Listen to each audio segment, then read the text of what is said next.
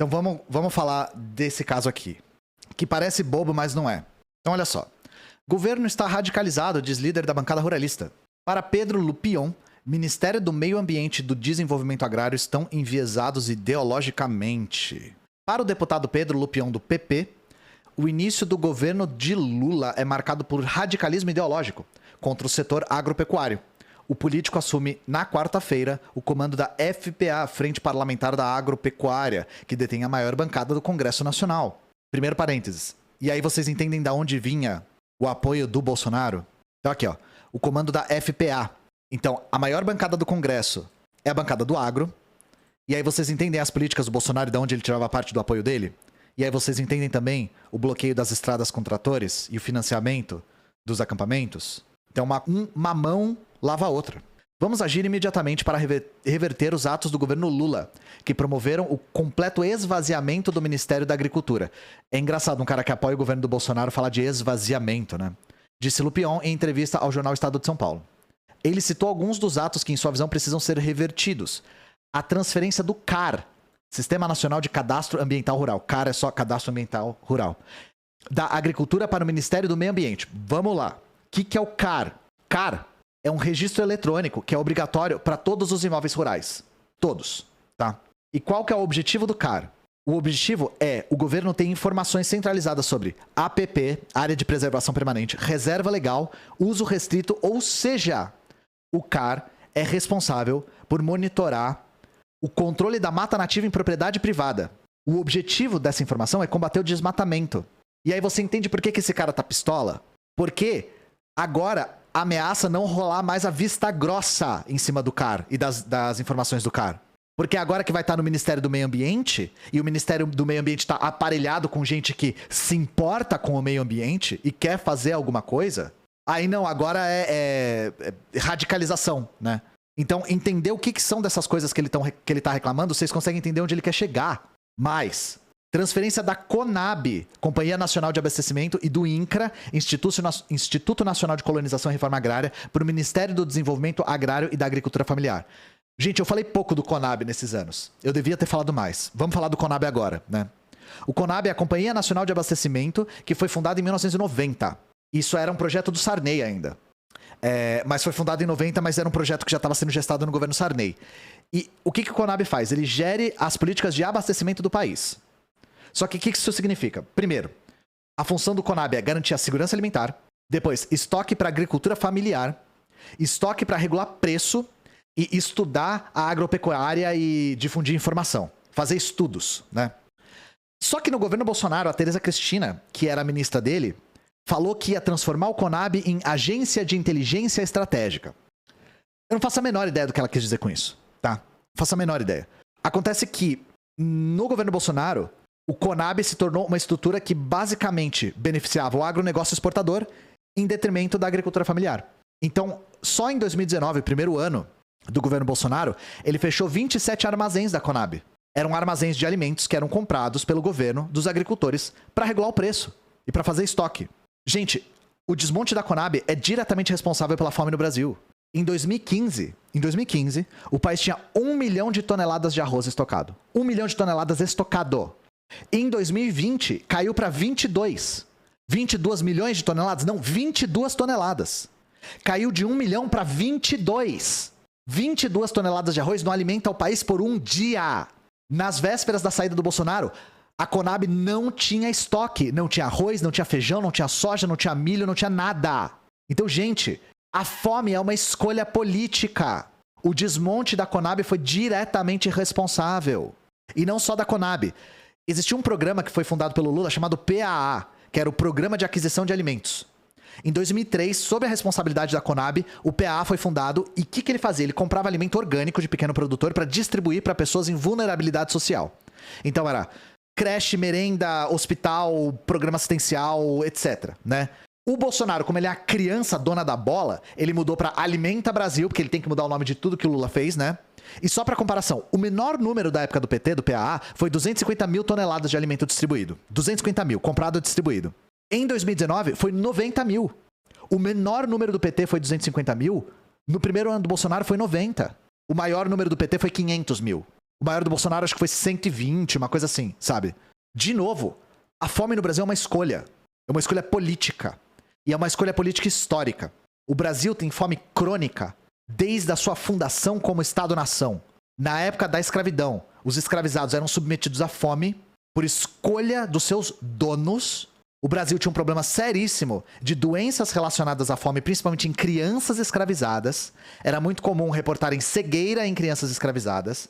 Isso era uma coisa preocupante para a coroa e para os proprietários, porque escravizado inútil é dinheiro desperdiçado. Eles importavam médicos franceses para melhorar a dieta dos escravizados, não porque eles se importavam com a dieta deles, não porque eles se importavam com a saúde, mas para fazer render a compra daquele escravizado. Na década de 40, primeira vez que se separou fome endêmica de fome epidêmica, já se relacionava a fome com o latifúndio. O que é o latifúndio? O latifúndio é uma escolha política. Não é falta de alimento, não é falta de estrutura. É a escolha política de concentração de terra e de monocultura. E agora, com o desmonte da Conab, o desmonte do PAA e o aumento do preço das gasolinas também por motivos políticos, a fome no Brasil é uma escolha política de séculos. De séculos, tá? As pessoas morrem de fome porque se escolheu que elas morressem de fome. E no Brasil isso é mais evidente ainda. Histórico. As pessoas que foram escravizadas e as pessoas que são descendentes dessas pessoas. Eu chego e Ian tá puto. Com fome eu fico muito puto, de verdade, sabe? No governo Lula, a escolha política que ele fez foi de não deixar o povo passar fome. E a gente teve uma queda histórica nos índices de fome no Brasil. Tinha que melhorar ainda, tá? Tinha uma parcela significativa da população em insegurança alimentar ainda. Só que agora, a partir do golpe, isso começou a voltar para um patamar que a gente nunca viu. É um absurdo, gente. É um absurdo a gente não tá na etapa de resolver fome ainda. E eu nunca senti fome na minha vida, eu só consigo imaginar como é sofrer disso, sabe? E mesmo assim eu fico muito puto. E aí tem o INCRA ainda, que eu não falei, né? A gente falou bastante do INCRA aqui já. O INCRA é o Instituto Nacional de Colonização e Reforma Agrária. E qual que é o objetivo do INCRA? É regularizar a terra. No governo Bolsonaro, o INCRA foi aparelhado para fazer exatamente o inverso do que ele devia fazer. Então, em 2022, a gente falou bastante sobre isso na época. O Bolsonaro lançou o Titula Brasil. O que era o Titula Brasil? Era basicamente dar título de terra para grileiro. O cara que fraudou documento de terra agora tem a terra legalizada pelo Estado. E não só isso, eles lançaram um programa para legalizar a terra ilegal e subfinanciaram a fiscalização do INCRA. O INCRA virou um anti-instituto. Ele faz exatamente o contrário do que ele devia. Então, entende? O CAR não juntando dados. A Conab desmontada e focando mais no agronegócio. E o INCRA aparelhado, é lógico que esse cara tá puto. Na época do Bolsonaro, ele deitava e rolava. Era boiada atrás de boiada. E agora o cara tá esperneando. Porque, olha só, onde já se viu, né? Agora o Ministério do Meio Ambiente se importa com o meio ambiente. E pra ele isso é impensável, ele não estava acostumado com isso. Isso acabou com a possibilidade de planejamento a longo prazo, é um absurdo gigantesco. Esses ministérios estão enviesados ideologicamente em vez de terem uma posição técnica. Olha o discurso do cara, gente. A direita sempre tem esse discurso, tá? Ideologia é coisa dos outros. Nós somos técnicos. Vocês são ideológicos. Vocês da esquerda estão cegos pelo marxismo. Por essas coisas aí de Paulo Freire. Não, nós? O cara antes era técnico. A Conab subfinanciada, sem comprar estoque, técnico. Eles tecnicamente decidiram que agora o nosso povo ia morrer de fome. Por uma escolha política. Para além da questão ideológica, essa nova composição da esplanada é o que nos tem preocupado bastante porque traz um enfraquecimento claro e real ao Ministério da Agricultura. Se for um enfraquecimento claro e real ao Ministério da Agricultura do Bolsonaro, que Deus te ouça. Segundo Lupion, uma das ações planejadas no seu mandato é derrubar as emendas feitas por MPs. Eu quero ver esse cara conseguir superar a conciliação do Lula, porque o cara concilia, viu? Mas se tem uma bancada que consegue ter algum tipo de força é essa, porque é a maior de todas, né? Ó, isso aqui, inclusive, é o que tá falando aqui. A Câmara dos Deputados de 2023 será formada em sua maioria por deputados que compõem o chamado Centrão, ou são filiados a partidos de centro-direita, ou seja, são pessoas de direita. Dos 513, 273 integram esse bloco político, enquanto o PT e outros partidos à esquerda conseguem 138. É por isso que o PT tá dando ministério pra União Brasil, por exemplo. Porque o PT tá tentando construir maioria, e o Lula tá tentando construir maioria. E aí você entende a sinuca de bico de conciliar, gente? Que ao mesmo tempo, tentando construir maioria, você coloca uma pessoa ligada à milícia no ministério. Do turismo, por exemplo. Who's more fuck, é ruralista versus Lula conciliador, né? Então, enfim, eu queria aqui destrinchar um pouco do que esse cara tá falando. E por que esse cara tá tão puto, sabe? Então é isso, gente. A política do Brasil é uma política de fome. E é uma fome escolhida.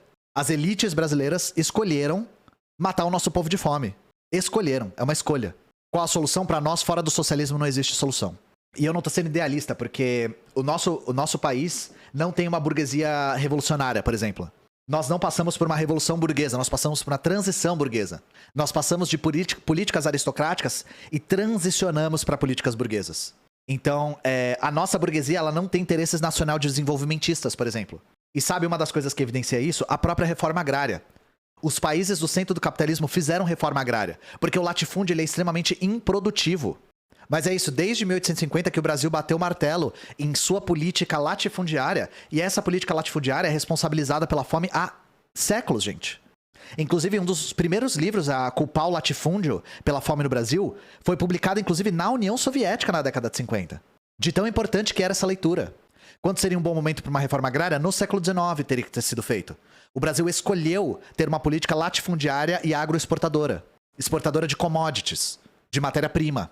Isso foi uma escolha das nossas burguesias. Por isso que a gente diz, a gente sequer tem uma burguesia revolucionária. Digamos que a gente tivesse a Sofia ou o Léo na presidência. Ainda poderia existir conciliação? Então, isso é parte de uma incompreensão de como funcionam partidos marxistas-leninistas. Nosso objetivo não é ganhar as eleições, gente. Claro, ganhar as eleições é importante. E vale a pena disputar as eleições.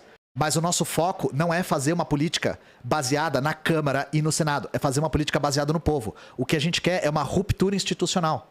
A gente quer a transformação do Estado brasileiro de um Estado burguês para um Estado proletário. O objetivo da Sofia e do Léo não é ser presidente da República. Não é o objetivo deles. Eles são líderes de partidos revolucionários que estavam utilizando das eleições burguesas como um veículo de propagação das nossas plataformas.